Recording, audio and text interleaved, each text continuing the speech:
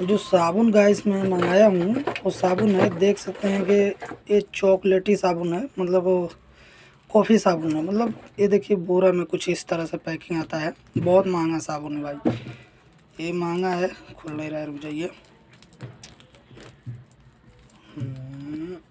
एक second guys. ऐसा कुछ इस तरह से पैकिंग आता है इसका, देख सकते हैं। कॉफ़ी नेचुरल साबुन है, बहुत अच्छा साबुन है। 3 पीस आया इसमें, ये 2 पीस है, 3 पीस है। 500 का पड़ा है, 500 रुपये का आया है ये।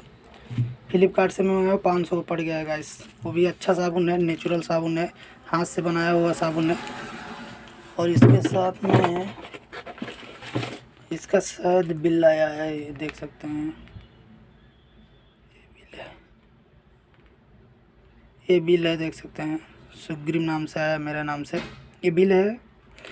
और इस साबुन का सारा डिटेल है। अच्छा साबुन है, नेचुरल साबुन है, हाथ से बनाया हुआ साबुन है, बेस्ट साबुन है। खुशबू इसका बहुत अच्छा है गाइस, तो आप लोग एक बार ज़रूर इसको ट्राई करिए। अच्छा साबुन है, इसमें 5-6 का गुड़ मिलाया गया है, अच्छा चीज़ है, हाथ से बनाया है, मस्त साबुन है।